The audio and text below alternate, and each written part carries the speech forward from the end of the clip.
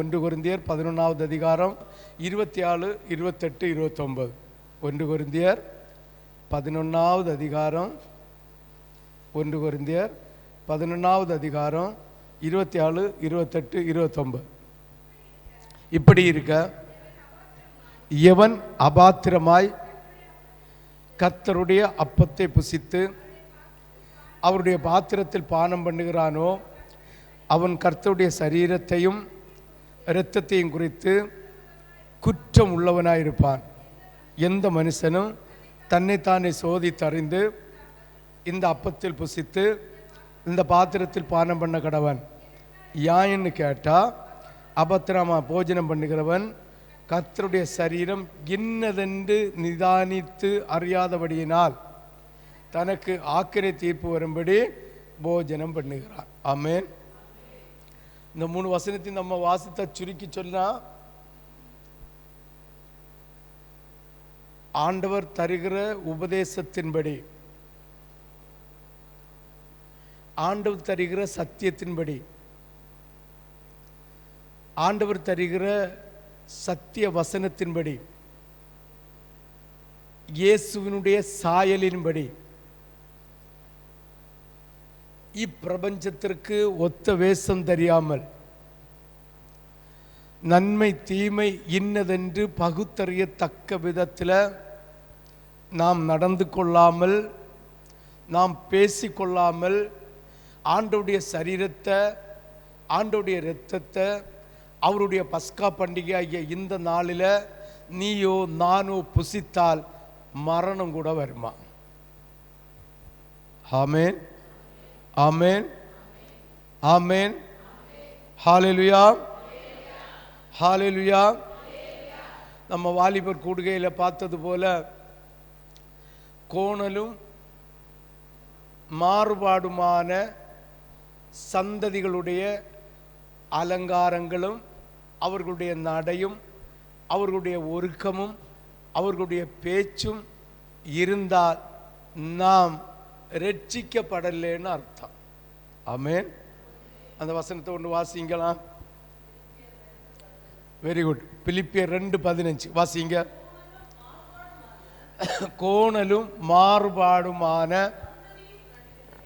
சந்ததிகளின் நடுவிலே குற்றமற்றவர்களும் கபடற்றவர்களும்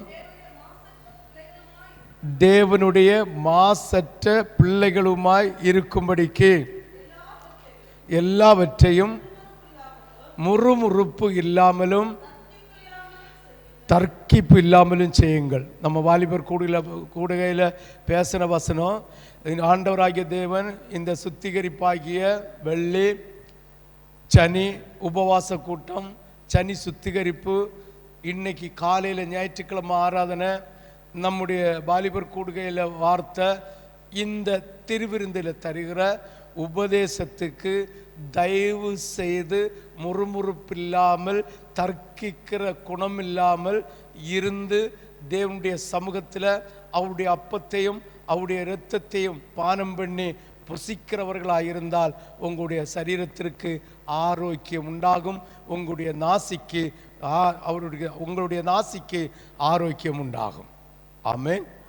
ஹல்லேலூயா, ஹல்லேலூயா. அந்த வாலிபர் கூடுகையில் பேசின வசனம் அப்போஸ்தலர் நடபடிகள் புஸ்தகம் 40வது வசனத்தை ஒரு விசை வாசிக்க கேட்போம். அப்போஸ்தலர் 2:40. இன்னும் அநேக வார்த்தைகளினாலும் சாட்சி கூறிவிட்டு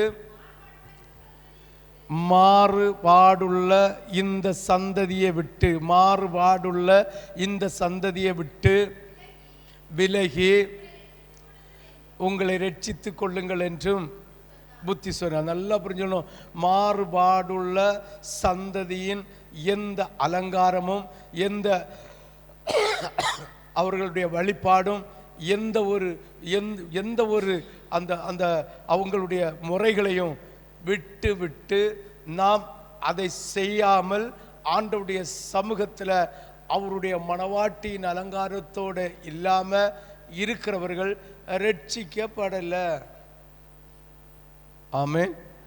ஹalleluya, ஹalleluya, ஹalleluya. அப்ப இப்பிரபஞ்சத்தின் ஒத்த வேஷம் யாரு தரிக்கிறார்களோ, ஆடையிலோ அணிகலங்களிலோ வாட்சியிலையோ இல்லை மோதிரத்திலேயோ இல்லை கொலுசிலையோ இல்லை மெட்டியிலையோ இல்லைங்க ட்ரெஸ்ஸிலையோ இப்பிரபஞ்சத்துக்கு ஒத்த வேஷத்தை யார் அணிஞ்சாலும் அவர்களுக்கு ரட்சிப்பு இல்லைன்னு அர்த்தம். வாசிங்க ஒருக்கா கூட.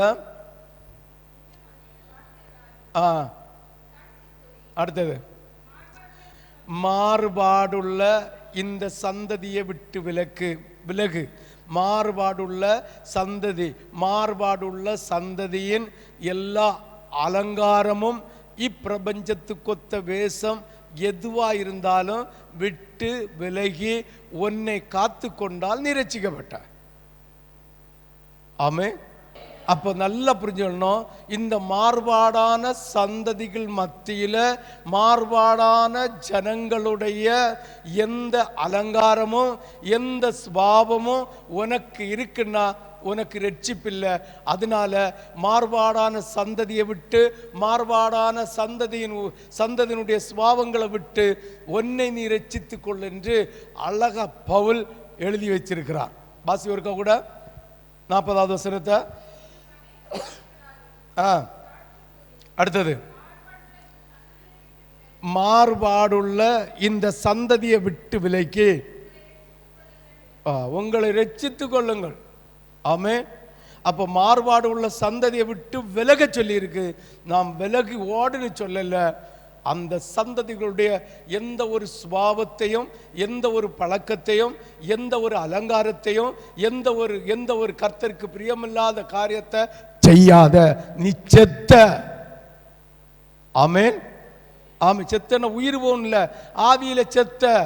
ஆவி செத்து போச்சுதுன்னா வீட்டில் இருக்க தோணாது, எங்கெങ്കിലും இறங்கி ஓட தான் தோணும். ஆமென். எப்போ ஆவி அணிஞ்சு போகுதோ அப்போ வீட்டில் குழப்பம், வீட்டில் பிரச்சனை, யாரை கொண்டங்களும் உண்டாயிருக்கும். ஆமென். ஹalleluya. யாருக்கெல்லாம் புரியுது?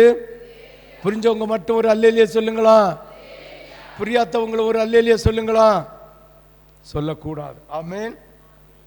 இப்ப நம்மை நாமே பகுத்தறிஞ்சு ரட்சிப்பு இருக்கிறதா, ரட்சிப்பு என்கிற வாடாத கிரீடம் நமக்கிட்ட இருக்கிறதா என்று நம்மை நாமே பரிசோதனை செய்து அவருடைய அப்பத்தில் கை போடணுமா.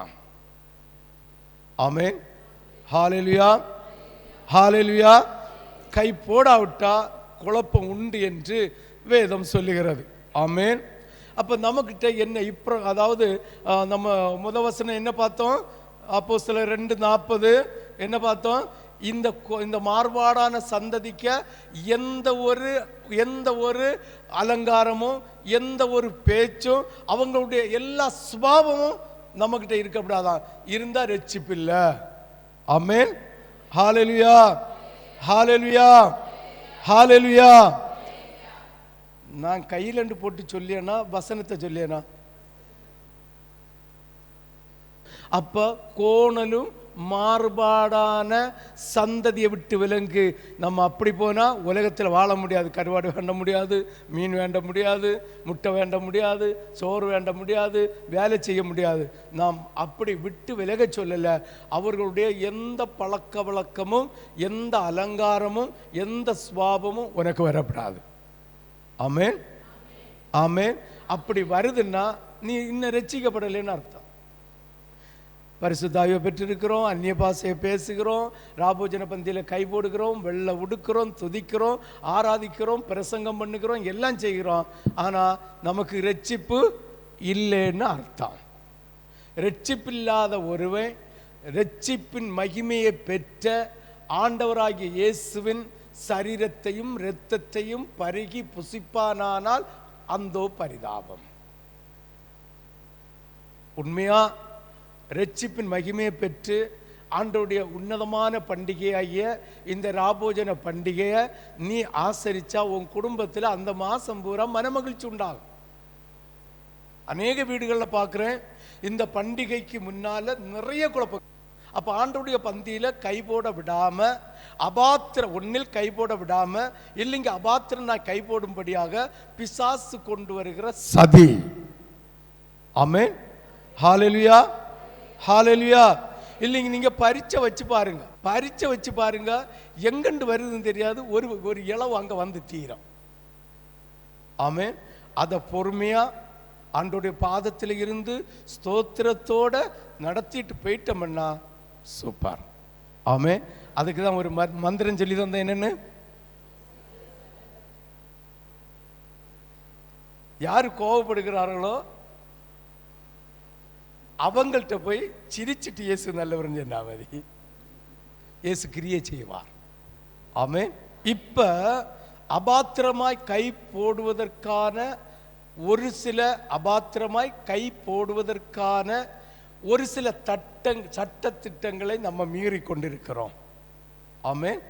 ஒரு சில கற்பனைகளை, ஒரு சில ஒன்று நம்ம சுத்திகரிப்பிலே வந்துட்டு ஆண்டவருடைய திருச்சபையின் ஒழுங்க நான் திருமறையை கூட நான் ஸ்ட்ராங்காக பிடிக்கல. ஏன்னா பரிசுத்தமாகிறவர்கள் இன்னும் பரிசுத்தமாகட்டும். அந்த 613 கட்டளையின்படி எவனாலும் நடக்க முடியாது என்று சொல்ல முடியாது.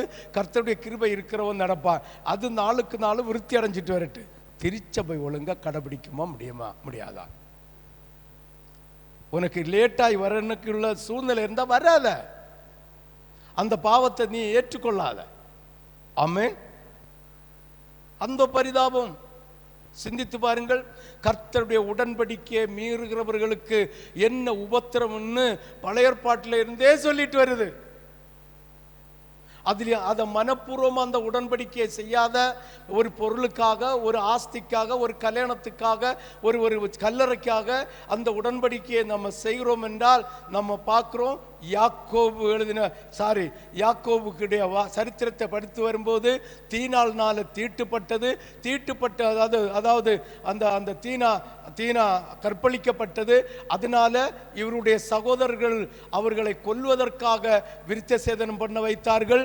அவர்கள் தங்களுடைய வாழ்க்கையில பொருளும் பொன்னும் கிடைப்பதற்காக விருத்த சேதனம் பண்ணினார்கள், உடன்படிக்கை செய்தார்கள். சிந்தித்து பாருங்கள். அப்போ மனப்பூர்வமாய் ஆண்டவருடைய உடன்படிக்கை செய்து ஆண்டவருடைய திருச்சபை ஒழுங்க கடைபிடிக்காவிட்டால் நிச்சயமா நம்ம அபாத்திரமாய் ஆண்டவருடைய பந்தியில கை போடுகிறோம் என்ற அர்த்தம். ஆமென், ஆமென். அப்ப நல்லா புரிஞ்சுக்கணும். ஒருவேளை வர முடியாத பட்சம் இருக்கும். அது என்னைக்காவது ஒரு நாள் ஏதாவது ஒரு சூழ்நிலையில ஆண்டவர்கிட்ட அது மன்னிப்பு விட்டு ஊழியக்காரன் சொல்லி ஆண்டவர்கிட்ட மன்னிப்பு கேட்டு விடலாம். தினந்தோறும்னா அது ஆண்டவருடைய எரிச்சலை பெற்றுக் கொள்ளக்கூடியது. தேவனுடைய ரட்சிப்பு இன்னும் நமக்கு கிடைக்கலன்னு அர்த்தம். கோணலும் மாறுபாடான சந்ததிகளுடைய அந்த சுபாவத்தின்படி பணவாட்டி சபை இல்லாத இந்த உலகத்துக்கு பிரியமான ஆடம்பரமான ஆராதனைகளும் ஜனங்களுடைய விருப்பத்துக்கு செய்கிற ஆராதனைகளையும் செய்கிற சபையில நடக்கிற கூத்த மணவாட்டி சபையில ஏன் கொண்டு வாரியான்னு கேட்கிறேன். அந்த சபைக்கும் இந்த சபைக்கும் ஒரு வித்தியாசத்தை காணுவதற்காக அல்லவோ 2 கிலோமீட்டர் தூரத்துக்குள்ள 36 சபை இருந்தும் 37வது சபையை நமக்கு தந்திருக்கிறார். இப்ப இன்னும் 4-5 கூடி இருக்கோம். 4-5 கூடிச்சோ 10-15 கூடிச்சோ. சிந்தித்து பாருங்கள்.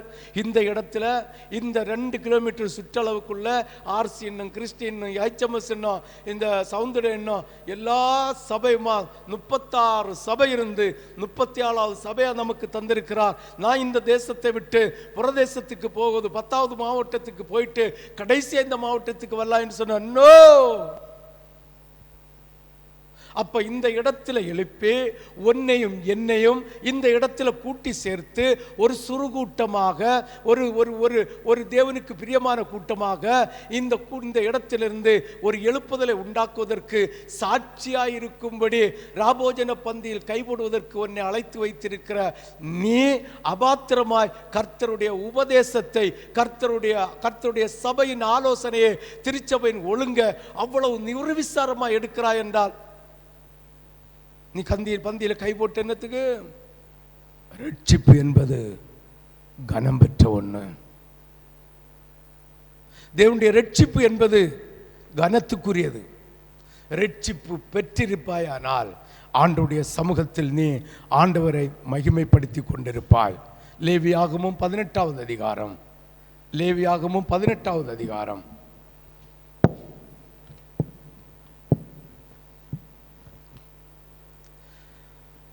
1 முதல் 5 வரை வாசிக்க கேட்போம். பின்னும் கர்த்தர் மோசே நோக்கி, நீ இஸ்ரவேல் புத்திரருக்கு சொல்ல வேண்டியது என்னவென்றால், நான் உங்கள் தேவனாகிய கர்த்தர், நீங்கள் குடியிருந்த பாருங்க, அதுதான் பழைய புதிய ஏற்பாட்டில் கர்த்தர் தந்தது. இந்த மாறுபாடான இந்த தேசத்து ஜனங்களோடு நீங்கள் சேர்ந்து கொள்ளாமல், அவங்களுடைய பழக்க வழக்கங்களுக்கு உங்களுக்கு வராமல் நீங்கள் அவர்களை விட்டு பிரிந்திருக்க வேண்டும் என்று சொன்னது. ஆமென். பவுல் இந்த லேவியாகம புஸ்தகம் உபாகம புஸ்தகத்தில் உள்ளத அவன் முன் குறித்து சுட்டி காட்டுகிற வசனம் தான் இது ஆண்கள் கூடுகளில் வாசித்தது. சிந்தித்து பாருங்கள்.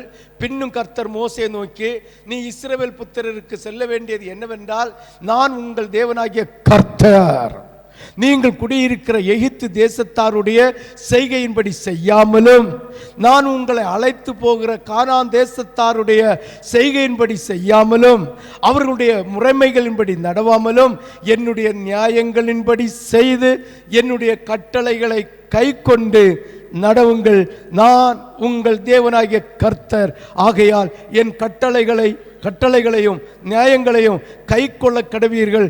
அவைகளின்படி செய்கிறவன் எவனும் அவைகளால் பிழைப்பான். இப்ப பாருங்க, பிலிப்பியர்ல நம்ம வாசித்ததும் அப்போஸ்தலருடைய வாசித்ததும் அதனுடைய உள் கருத்தும் இதனுடைய உள் கருத்தும் ஒரே கருத்து. வாசிங்க அப்போஸ்தலர் 2:40.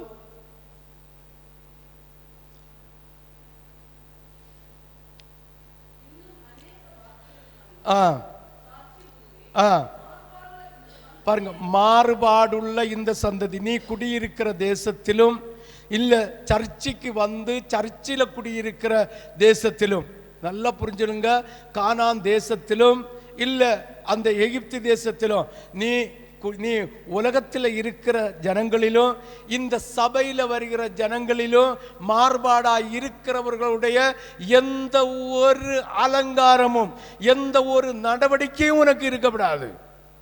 ஆமென், ஆமென், ஹல்லேலூயா, ஹல்லேலூயா.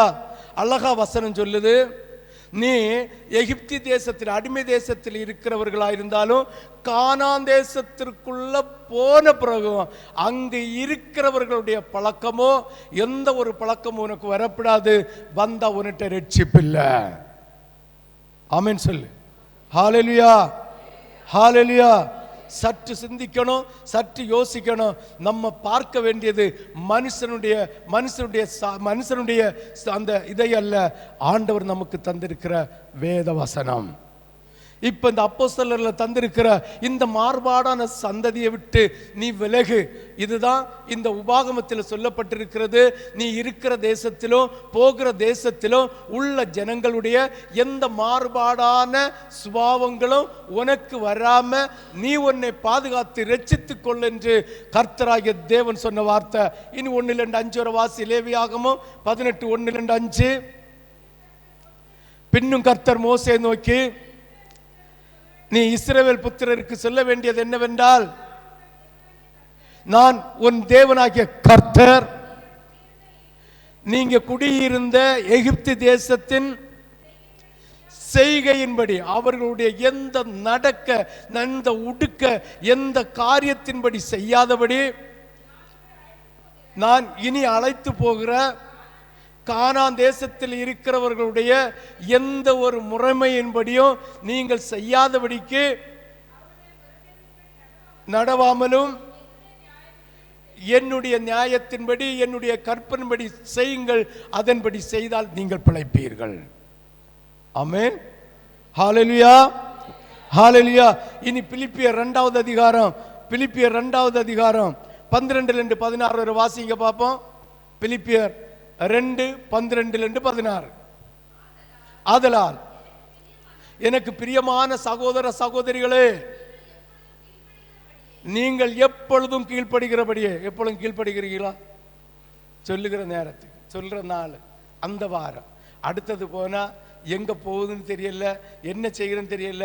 கல்யாண வீடு வந்தா போச்சு, கங்காச்ச வீடு வந்தா போச்சு, அந்த வீடு வந்தா போச்சு, சொந்தக்கார வீடு வந்தா போச்சு, வேலை செய்யறதுக்கு எல்லாம் போச்சு போச்சு போச்சு போச்சு போச்சு. ஆமென். நீங்க கீழ்ப்படுகிறீங்க, இல்லைன்னு சொல்லல. ஆனா இஸ்ரவேல் ஜனங்களுக்கு ஒத்த சுபாவம் உடையவர்களாய் இருந்து அவர் கொடுத்த கட்டளைகளை மறந்து யோர்தான் நதி வரைக்கு வந்துட்டு திரும்ப போய் 40 வருஷம் 39 வருஷம் கூட நடப்பிச்சு புதிய ஆகமத்தை கொடுத்து கானான் தேசத்துக்கு கொண்டு போனது போல புதிய சந்ததியை தான் கொண்டு போக வேண்டியது போல இருக்கு. நீங்கள் கீழ்ப்படியாமல் மறந்து போகிறீர்களோ என்கிற அச்சம் கர்த்தருக்கு உண்டானது நிமித்தம் எனக்கும் உண்டாகிறது. ஆமென். தெரியுமா, 2 வாரத்துக்கு முன்னால் நான் திருவிருந்துக்காக காத்திருந்த போது ஆண்டவர் என்னோடு அழுது கொண்டே நிற்கிறார். ஒரு மகிமை வந்து நிற்குது. அவரது கண்ணீர் பாய்கிறது தெரியுது, ஆனால் ரூபம் தெரியல. ஒரு மகிமை, அவ்வளோ மகிமையா மனுஷனை போல அப்படியே நிற்குது. அவருடைய அழுகுரல் கேட்கிறது, கண்ணீர் வடிகிறதும் தெரிகிறது. சிந்தித்து பாருங்கள். அவர் என்னை குறித்து கண்ணீர் விட்டிருப்பார். ஆனால் நான் சபையை அப்படி நடத்தல, விட்டேன் என்கிற பாரத்தோடு அழுதாரா? இல்லை, நான் தெரிந்து கொண்டு இந்த உலகத்தில் இருக்கிற ஜனத்தை போல அல்ல, சபைகளை போல அல்ல, நான் நேசித்து வேறு பிரித்து சத்தியத்தின் புதையலை வெளிப்படுத்தி கொடுத்து வைத்திருந்த சபையை இவன் இப்படி நடத்துகிறானோ, இல்லை ஜனங்கள் இப்படி இருக்கிறார்களோ என்னன்னு தெரியல. அவர் அவ்வளவு வேதனையோடு வந்து கண்ணீர் விட்டார். நீங்க என்ன செய்து கொண்டிருக்கிறீர்கள்? நீங்கள் என்ன செய்து கொண்டீர்கள்? அன்று எருசலேமை பார்த்து கண்ணீர் விட்டார். எருசலேமே எருசலேமே, உனக்கு வருகிற பாடு ஐயோ என்று கதறி அழுதினார். எருசலேமுக்கு வருகிற பாடுகளை நினைத்து, உபத்திரவங்களை நினைத்து பாரத்தோடு அழுத இயேசு இன்று நம்ம சபையில் உள்ள விசுவாசிகளை நினைத்து பாரத்தோடு அழுகிறார். நீயும் நானும் எங்க போய் கொண்டிருக்கிறோம்? நீயும் நானும் என்ன செய்து கொண்டிருக்கிறோம்? என்னை கேட்கிற தேவனுடைய பிள்ளையே, என்னை கேட்கிற தேவனுடைய பிள்ளையே, வாசியுங்கள் பிலிப்பியர் அடுத்த வசனத்தை வாசியுங்கள். ஏனெனில் சித்தத்தின்படி விருப்பத்தையும், அடுத்த வசனம் வாசி.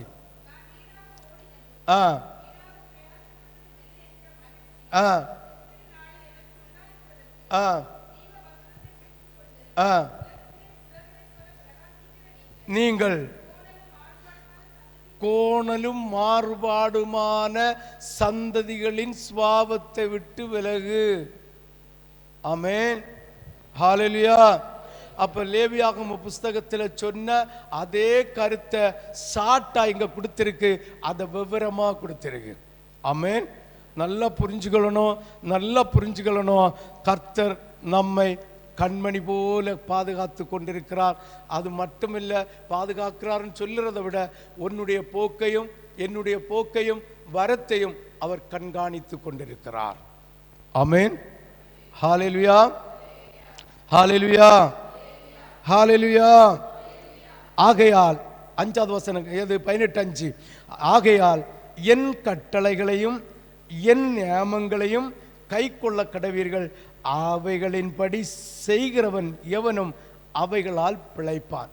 அப்போ நாம் பிழைத்துக் கொள்வதற்கு கர்த்தருடைய கற்பனையின்படி, கர்த்தருடைய கட்டளையின்படி, அவர் தந்த உடன்படிக்கையின்படி நீ நடந்தா அது ஒன்ன பிழைக்க வைக்கும். ஆமென். யாருக்கெல்லாம் புரியுது? புரிஞ்சவங்க ஒரு அல்லேலியா சொல்லுங்களா? புரியாதவங்க ஒரு அல்லேலியா சொல்லலாமே. பந்தியில கை போடுகிற யாரா இருந்தாலும்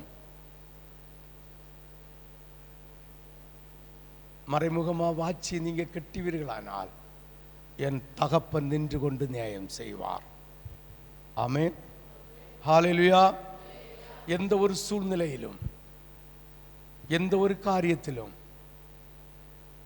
ஆண்டவருடைய கண்ணை பொத்துகிறேன், ஊழியக்காரனுடைய கண்ணை பொத்துகிறேன் என்று சொல்லி ஆண்டவருக்கு பிரியமில்லாத காரியத்தை நீங்கள் செய்வீர்களானால் என்னை அழைத்தவரும் தெரிந்து கொள்ளப்பட்டவரும் இந்த திருச்சபையை நமக்கு தந்தவருமாகிய என் ஆண்டவராகிய தேவன் நின்று கொண்டு கணக்கு செய்வார். ஆமேன் சொல்லு, ஆமேன் சொல்லு.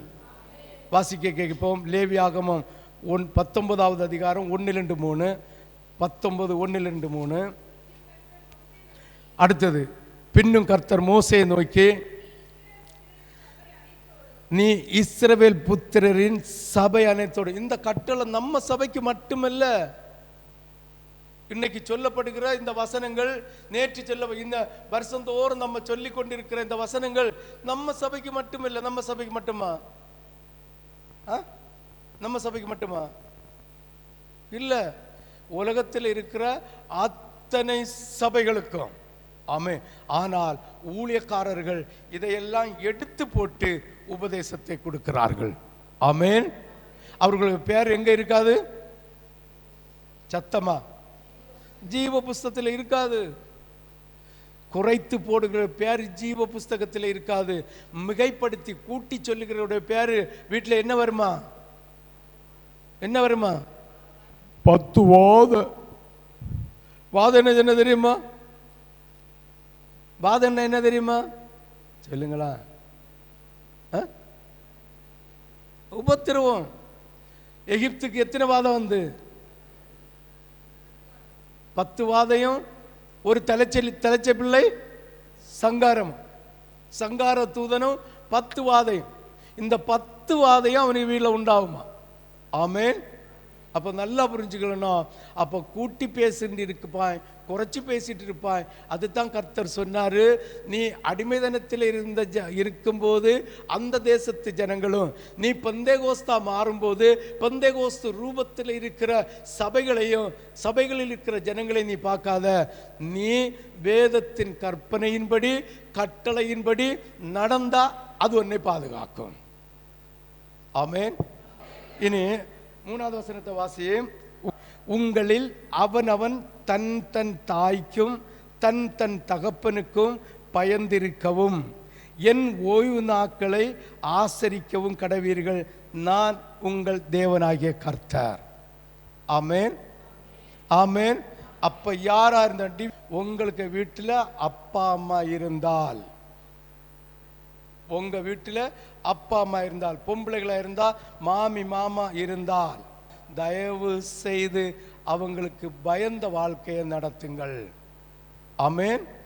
ஹல்லேலூயா, ஹல்லேலூயா. கர்த்தருக்கு பயப்படுகிற பயம், தாய் தகப்பனுக்கு பயப்படுகிற பயம், அப்பா அம்மாவுக்கு பயப்படுகிற பயம்தான் கர்த்தருக்கு பயப்படுகிற பயம். இந்த கர்த்தருக்கு பயப்படுகிற பயத்துக்கு அடையாளமாக உனக்கு கண்முன்ன இருக்கிற தெய்வத்தை போல இருக்கிற அப்பாய்க்கும் அம்மைக்கும் பயப்படாமல் இருந்தால் ராபோஜன பந்தில கை போடுகிறது அபத்தமானது, அபத்தமானது. அப்பா அம்மாவுக்கு பயம் இருக்கணும். அதுதான் கர்த்தருக்கு பயப்படுகிற பயத்தின் ஆரம்பம். ஆமென். யாருக்கெல்லாம் புரிஞ்சு? அப்ப இப்படி பயப்படாம கர்த்தருடைய பந்தியில கை போட்டா என்னது? அபாத்திரம். ஆமென். லேவியாகமம் 11வது அதிகாரம் 44வது வசனம். ஏன் பயப்படணும்? ஏன் கர்த்தருடைய ஓய்வு நாளை ஆசரிக்கணும்னா அவர் பரிசுத்தர். லேவியாகமம் 11:44. நான் உங்கள் தேவனாகிய கர்த்தர், நான் பரிசுத்தர், ஆகையால் தரையில் ஊறுகிற, இது மட்டும் போதும். நல்ல புரிஞ்சுலுங்க.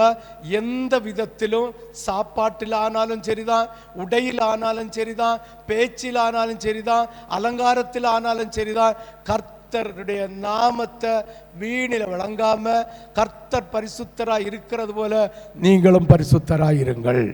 ஆமென். ஒரு விஷயம் கூட வாசி பார்ப்போம். கர்த்தர், நாம் பரிசுத்தர், ஆகையால்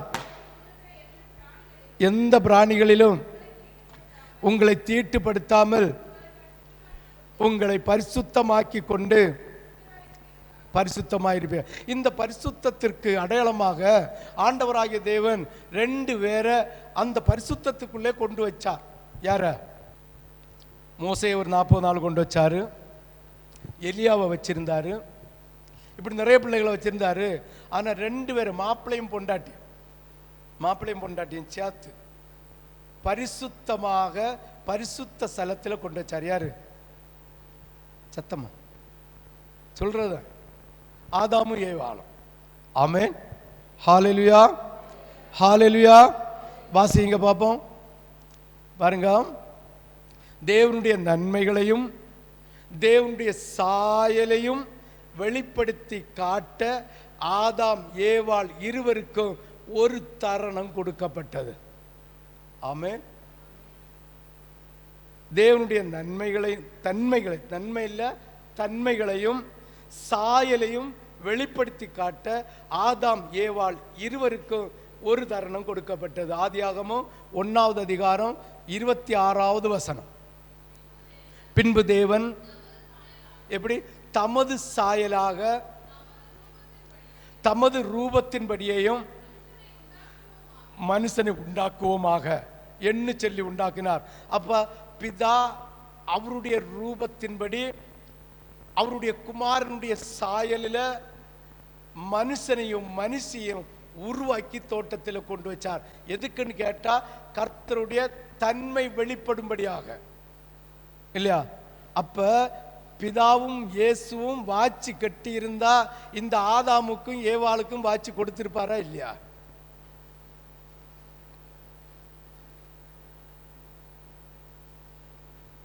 கொடுத்திருப்பாரா இல்லையா?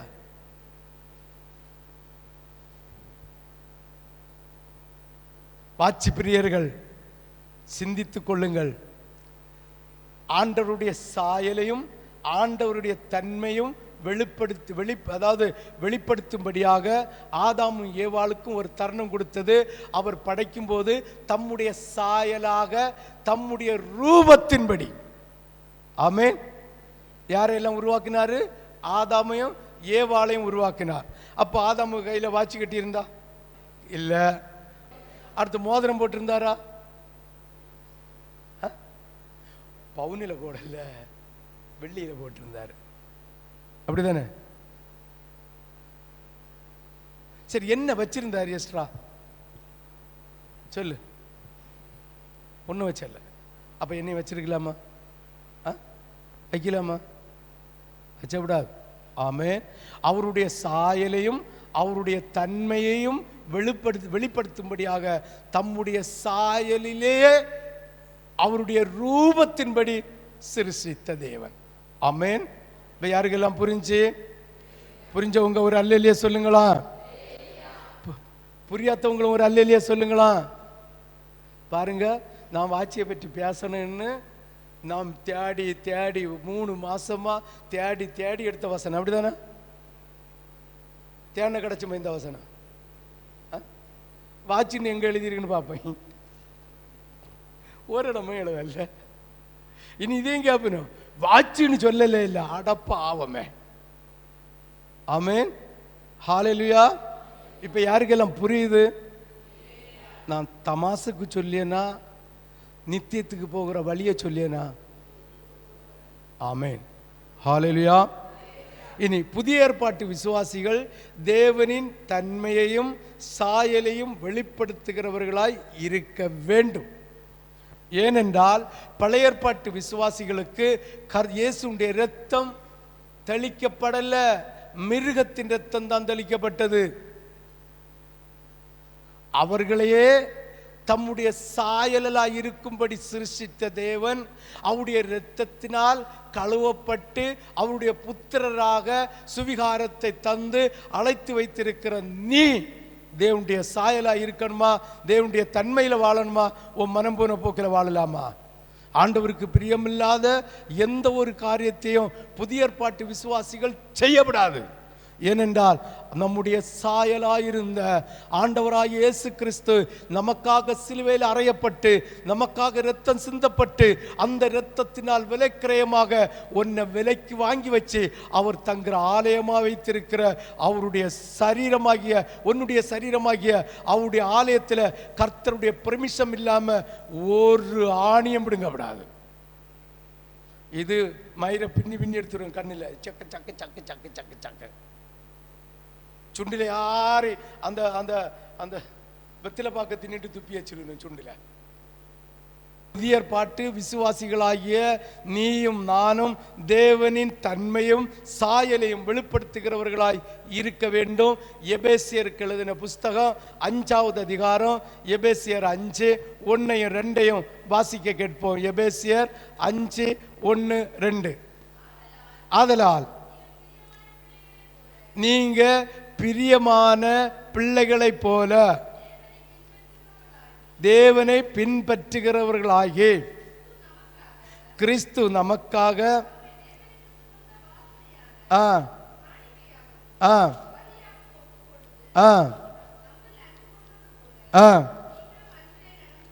ஹல்லேலூயா. ஆதல் நீங்கள் பிரியமான பிள்ளைகளைப் போல தேவனை பின்பற்றுகிறவர்களாகி கிறிஸ்து நமக்காக தம்மை தேவனுக்கு சுகந்த வாசனையான காணிக்கையாகவும் பலியாகவும் ஒப்பு கொடுத்து நம்மில் அன்பு கூர்ந்தது போல நீங்களும் அன்பில் நடந்து கொள்ளுங்கள். ஹல்லேலூயா, ஹல்லேலூயா. மத்தேயு 5வது அதிகாரம் 48வது வசனம். மத்தேயு 5:48. ஆகையால் பரலோகத்தில் இருக்கிற உங்கள் பிதா உங்களுக்கு எப்படி உங்கள் பிதா பூரண சர்க்குலராய் இருக்கிறது போல நீங்களும் பூரண சர்க்குணராய் இருக்கும்படிக்கு இருக்க கடவீர்கள். ஆமே. அப்போ புதிய ஏற்பாட்டு விசுவாசிகள் எப்படி செய்யணும்? பூரண சர்க்குலர், அதாவது மணவாட்டியன் அப்படி அச்சடையாளமான அந்த அலங்காரத்தோடு தான் வெளியில கூட போனோம். ஆனால் நம்ம அந்த கட்டளை வைக்கல. ஆமே. எப்படி ஜிப்பா போட்டிருக்கேனோ வெளியிலையும் ஜிப்பா போட்டுன்னு தான் போனோம். எப்படி ஒயிட்டு போட்டிருக்கோ வெளியிலையும் அப்படி தான் போட்டு போனோம். அதுதான் உண்மையான காரியம். பட் நம்ம அப்படி வைக்கல. தேவனுடைய ஆலயத்துக்கு வரும்போது ஒயிட்டை போட்டு கர்த்தருக்கு பிரியமான அவருடைய சாயல் அன்று அவருக்கு பிரியமா இருங்கள். கர்த்தர் உங்களை ஆசீர்வதிப்பாராக. ஆமே. அப்ப இப்பிரபஞ்சத்துக்கு ஒத்த வயசை என்ன செய்யப்படாது? தரிக்கப்படாது.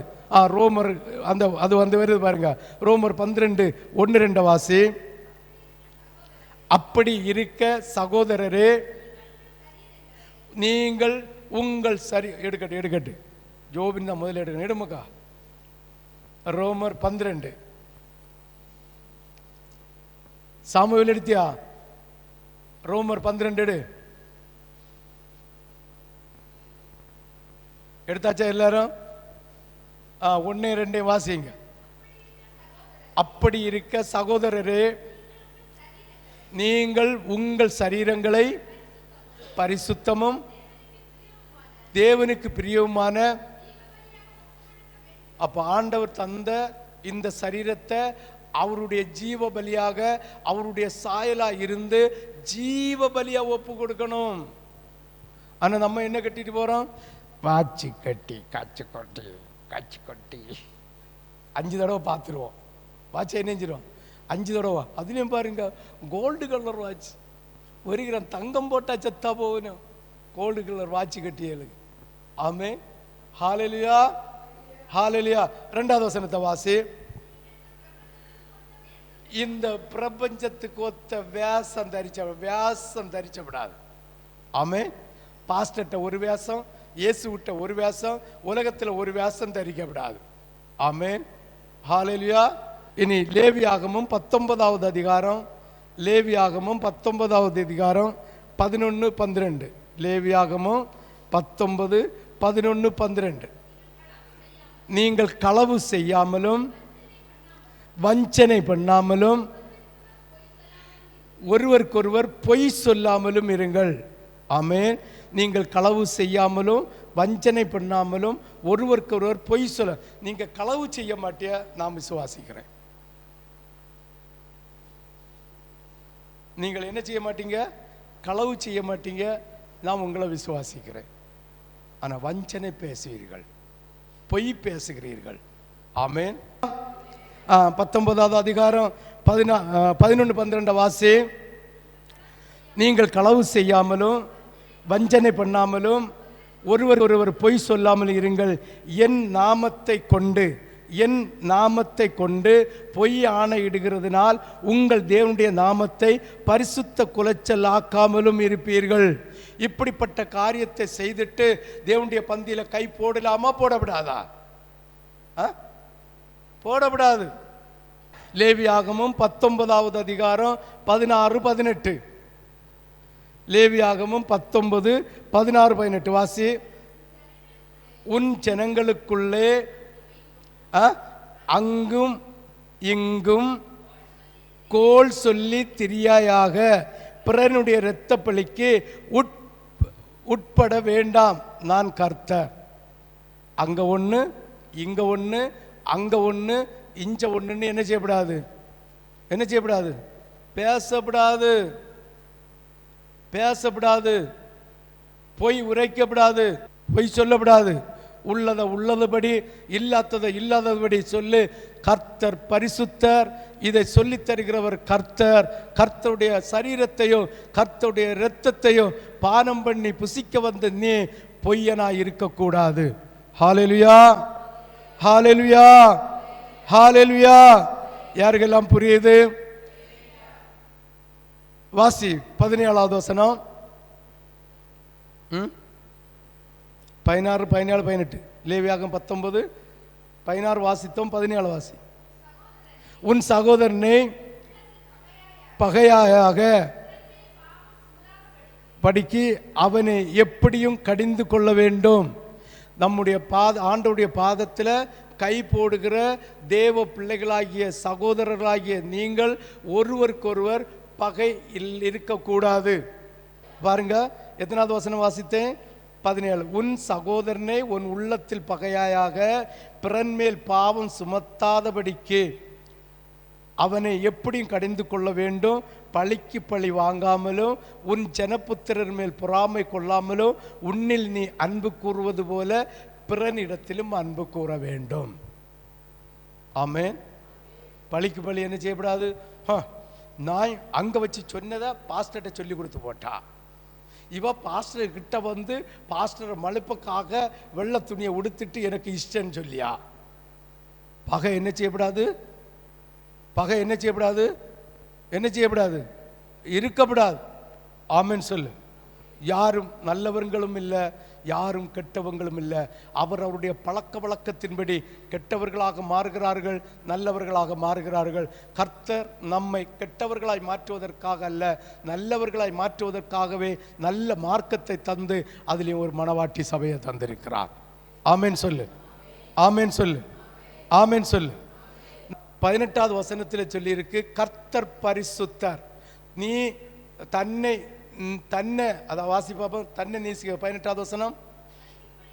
வாங்காமலும் பொறாமை கொள்ளாமலும் உன்னில் நீ அன்பு கூறுவது போல பிறனில் அன்பு கூறுவாயாக. அப்ப தன்னை போல் பிறரையும் நேசிக்க வேண்டும் என்கிற உன்னதமான மகிமையான இந்த பிரமாணம் உனக்கு இருக்கணும். ஆமென் சொல்லலாமே. ஹல்லேலூயா. யாருக்கெல்லாம் புரியுது? வாசிக்க கேட்போம். இயேசு இந்த வசனத்தை சுட்டி காட்டியிருக்கிறார். மத்தேயுல இயேசு இந்த வசனத்தை, தன்னை போல் பிறரையும் நேசிக்க வேண்டும் என்கிற வசனத்தை சுட்டி காட்டியிருக்கிறார். மத்தேயு 22:39. வேகமாக மத்தேயு 22:39. இதற்கு ஒப்பாயிருக்கிற 2ஆம் கற்பனை என்ன என்றால், அப்போ நீ உன்னிடத்தில் அன்பு கூறுவது போல பிறனிடத்தில் அன்பு கூறணுன்னு பிதாவாகிய தேவன் பழைய ஏற்பாட்டு காலத்தில் லேவியாகம புஸ்தகத்தில் கொடுத்த கட்டளையில் எழுதியிருக்கு. அதே கட்டளையை கர்த்தராய் இயேசு கிறிஸ்து உனக்கு தந்திருக்கிறார். இனி ஆண்டவராய் இயேசு கிறிஸ்துவனுடைய அப்போஸ்தலனாகிய பவுல் தந்திருக்கிறார். ஆமென், ஆமென். ரோமருக்கு எழுதின புஸ்தகம் 13வது அதிகாரம் 9வது வசனம்.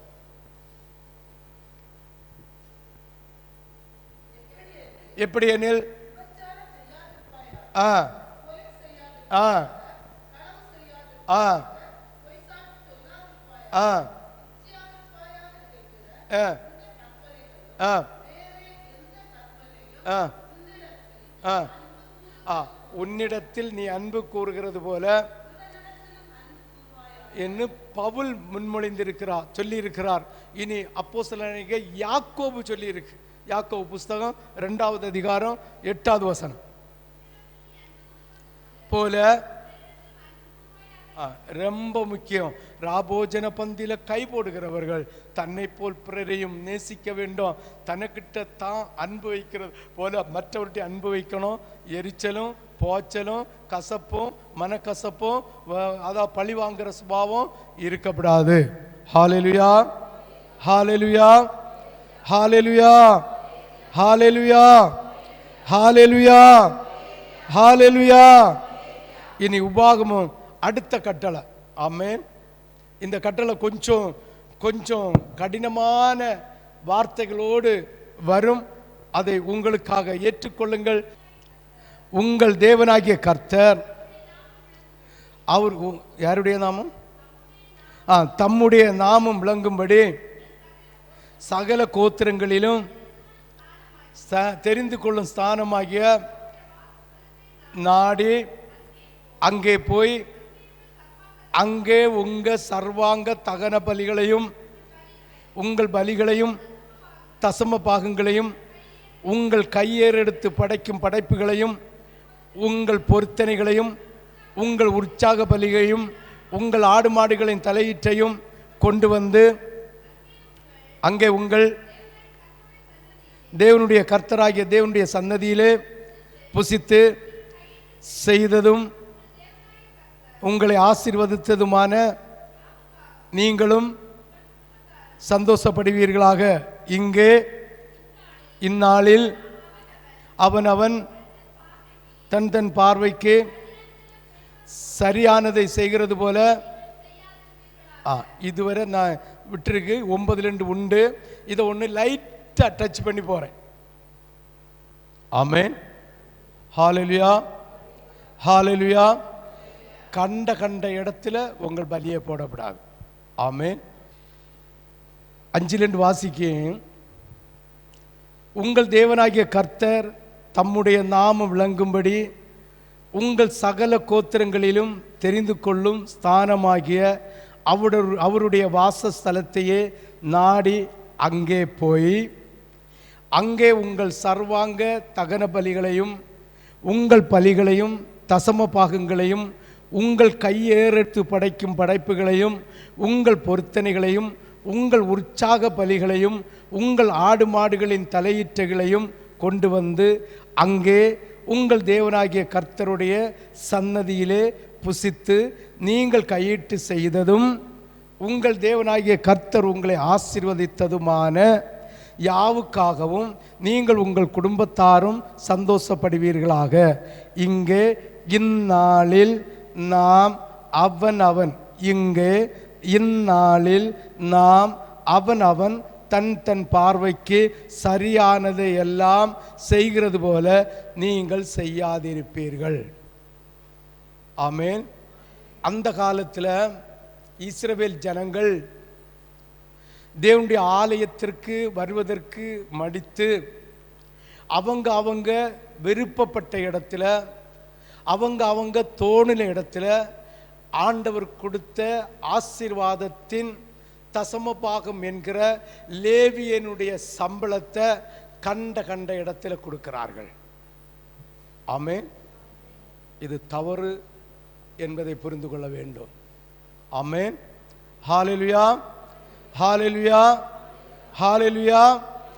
அப்போ உங்க தசம பாகத்தை கண்ட இடத்துல கொடுத்து கண்ட இடத்துல பலியிடாதீர்கள். இன்று நிறைய ஆராதனைக்கு நாம் போகல, அந்த செல்லில் மூலமாக நம்ம பலிய நம்ம ஸ்தோத்திர பலிய கண்ட ஜனங்களுடைய கண்ட ஆசாரியனுடைய பலியோடு சேர்ந்து நாமும் பலி செலுத்தி கொண்டிருக்கிறோம். திட்டமா கர்த்தர் சொல்லி தந்த வார்த்தை. ஆமென். யாரெல்லாம் இருக்கிறீங்கன்னு நான் சுட்டி காட்ட வரவில்லை. புரிந்து கொள்ளுங்கள். மனம் கசந்து கர்த்தரிடம் மன்னிப்பு கேட்டு மனம் திரும்புங்கள். கர்த்தர் உங்களை இரட்சிப்பாராக. ஆமென். ஹல்லேலூயா, ஹல்லேலூயா, ஹல்லேலூயா. அது அந்த பாருங்க, 8 7 பேரை சொல்லிட்டு 8 சொல்லியிருக்கு. நீ இந்நாளில் நாம் அவனவன் தன் பார்வைக்கு சரியானதை எல்லாம் செய்கிறது போல நீங்கள் செய்யாதிருப்பீர்கள். உங்கள் தேவனாகிய கர்த்தர் உங்களுக்கு கொடுக்கும் இளைப்பாறுதலிலும் சுதந்திரத்திலும் நீங்கள் இன்னும் பிரவேசிக்கவில்லை. ஏனென்றால் இன்னும் நீங்கள் தேவனுடைய இளைப்பாறுதல் என்கிற பரதேசியில போய் இன்னும் பிரவேசிக்கவில்லை. ஆமென்.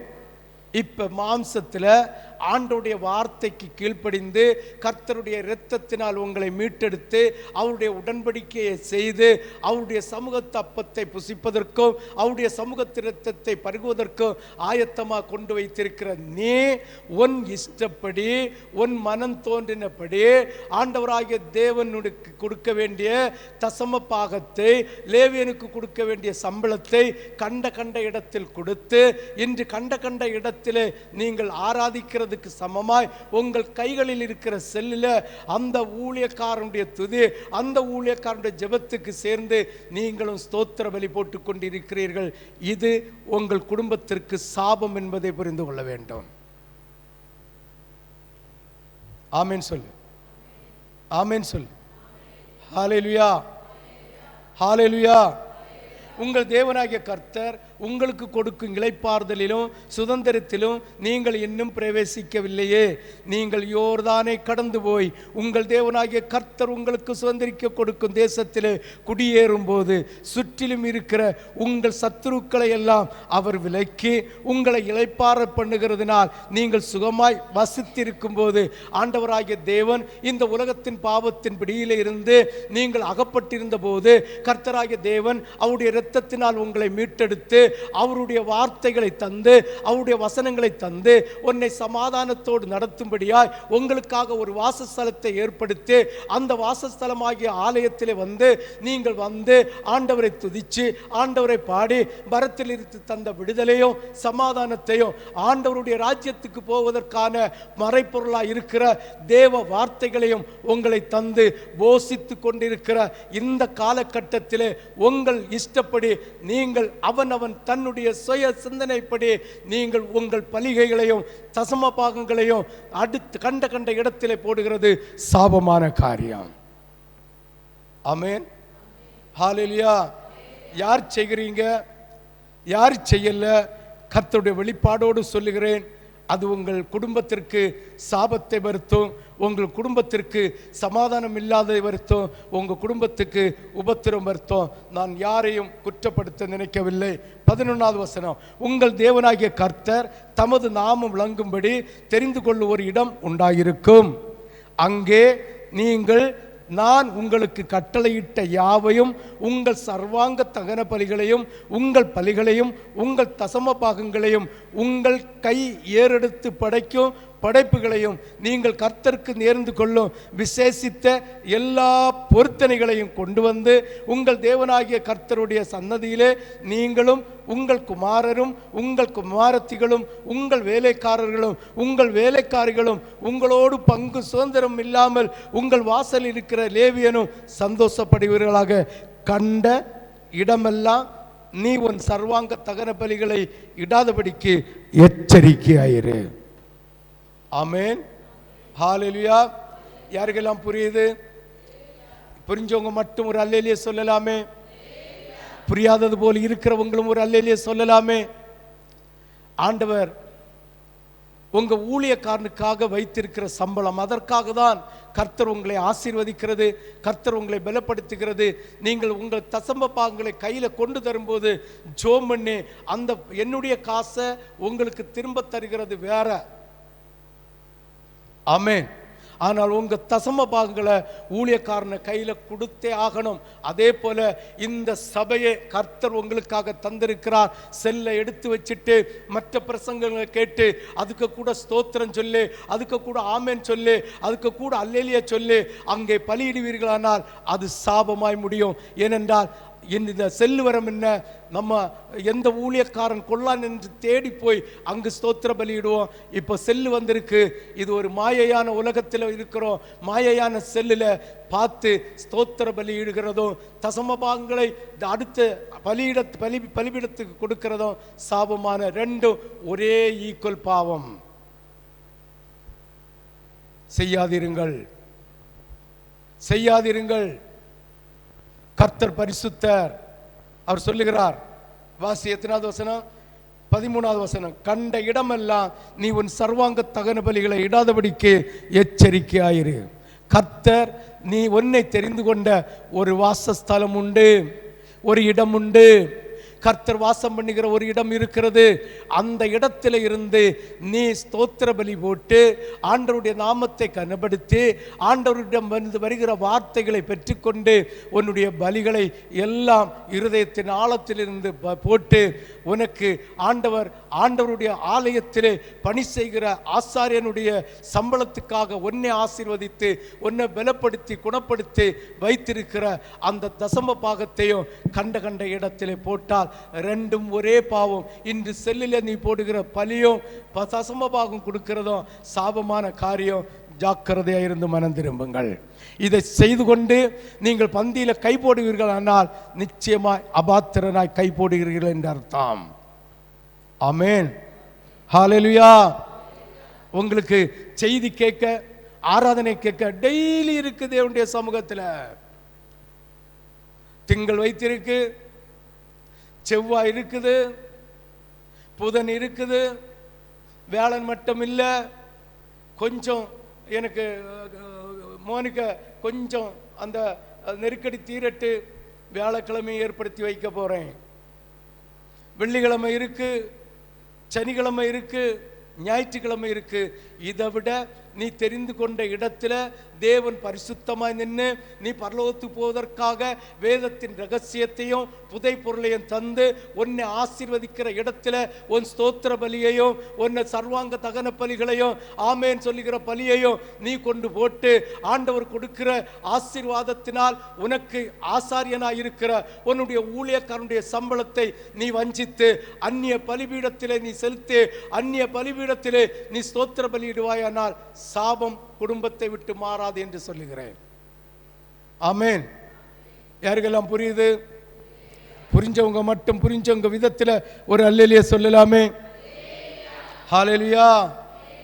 உன் கோத்திரங்களில் ஒன்று கர்த்தர் தெரிந்து கொள்ளும் இடத்தில் மாத்திரம் நீ உன் சர்வாங்க தகன பலிகளை இட்டு நான் உனக்கு கற்பிக்கிற யாவையும் அங்கே சேவையாக. ஆனாலும் உன் தேவனாகிய கர்த்தர் உனக்கு அருளும் ஆசீர்வாதத்துக்கு தக்கதாய் அது வேற. ஆண்டவர் ஆசீர்வாதம் தாரத அவனுக்கு ஆசீர்வாதத்தினால உன் வீட்டில் சாப்பிடலாம், இல்லை தெரிந்தவர்களோட சாப்பிடலாம், அதெல்லாம் அது கீழே சொல்லி இருக்கிறது. அது உன் இஷ்டப்படி செய்யலாம். மற்றது சோத்திர பலியிடுகிறது, சர்வாங்க தகன பலியிடுகிறது, பொருத்தனைகளை போன்று செலுத்துகிறது, தசம பாகத்தை செலுத்துகிறது. கண்ட இடத்துல போடப்படாது. ஆமென், ஹல்லேலூயா, ஹல்லேலூயா. லேவியாகமம் 27வது அதிகாரம். லேவியாகமம் 27வது அதிகாரம்.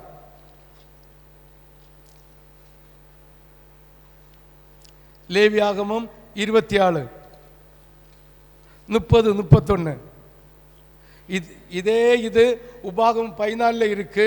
அது கொஞ்சம் விரிவாக இருக்குது, அதனால இது சுருக்கி இருக்கிறதுனால இதை நான் எடுத்தேன். வாசியுங்கள். லேவியாகமம் 27:30-31. தேசத்திலே நிலத்தின் வித்திலும் விருட்சங்களின் கனியிலும் தசம பாகம் எல்லாம் கர்த்தருக்குரியது, அது கர்த்தருக்கு பரிசுத்தமானது.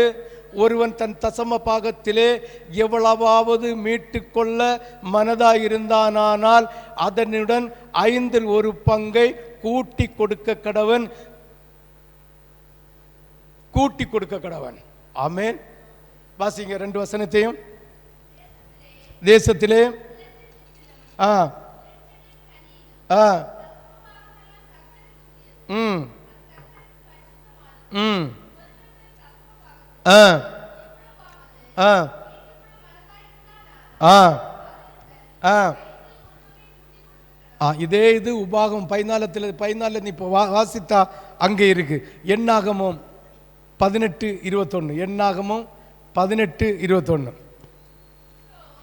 ஒரு நிமிஷம் தானே எடுக்கட்டும். எண்ணாகமும் 18:21 வாசி. இதோ லேவியின் புத்திரர் ஆசாரிப்பு கூடாரத்தின் பணிவிடையை செய்கிற அவருடைய வேலைக்காக இஸ்ரவேலுக்குள்ளவை எல்லாவற்றிலும் தசம பாகத்தை அவர்களுக்கு சுதந்திரமாக கொடுத்தேன். ஆமென். அது ஆண்டவரை வஞ்சிக்கிறது மட்டுமில்ல, ஆண்டவருடைய பிள்ளையும் வஞ்சிக்கிறது. ஆனால் இதை விட வஞ்சனை கண்ட இடத்துல உன் பலிகளை செலுத்துகிறது. இன்னைக்கு நம்ம அடுத்த ஆராதனைக்கு போக மாட்டோம், அடுத்த சபைக்கு போக மாட்டோம். ஆனால் அடுத்த சபையில் உள்ள அடுத்த ஆராதனையில் உள்ள செய்திகளை போட்டுட்டு ஆமே அல்லேலியா சோத்திரம்னு பலிகளை செலுத்திட்டே இருக்கிறோம். இது கர்த்தருக்கு பிரியமான ஒன்று அல்ல. ஆமென். ஹல்லேலூயா, ஹல்லேலூயா. எண்ணாகமும் 18:28 32 வரை. அப்படியே இப்படியே வாங்கும் உங்கள் பங்குகளில் எல்லாம் நீங்களும் கர்த்தருக்கு என்று ஒரு படைப்பை ஏறெடுத்து படைத்து அந்த படைப்பை ஆரோனுக்கு கொடுக்க வேண்டும். உங்களுக்கு கொடுக்கப்படுகிற ஒவ்வொரு காணிக்கையிலும் உள்ள உச்சிதமான பரிசுத்த பங்கையெல்லாம் கர்த்தருக்கு ஏறெடுத்து படைப்பாக செலுத்த வேண்டும். இந்த 2 வசனமும் ஊழியக்காரனுக்கு உரியது. ஆமென். ஹல்லேலூயா, ஹல்லேலூயா. இந்த 2 வசனமும் ஊழியக்காரனுக்குரியது. ஊழியக்காரன் கர்த்தர் கணக்கு கேட்கிறார். ஆமென். ஊழியக்காரன் எவ்வளவு பேங்க் பேலன்ஸு, எவ்வளவு சொத்து, எவ்வளவு இதனால சம்பாரிச்சு வச்சிருக்கிறான், இதையெல்லாம் யார் கணக்கு பார்ப்பார்? ஏசப்பா ஊழியக்காரன் கணக்கு கேட்பார். ஊழியக்காரனும் செய்தாகணும். அதனால் சொத்துக்களை வாங்கி சேர்க்கிறது இல்லை. கர்த்தருடைய ஊழியத்துக்காக வலது கையில் வாங்கினா இடது கையினால், இடது கையில் வாங்கினால் வலது கையினால் செய்து கொண்டிருக்கணும். ஆமென். ஹல்லேலூயா, ஹல்லேலூயா, ஹல்லேலூயா.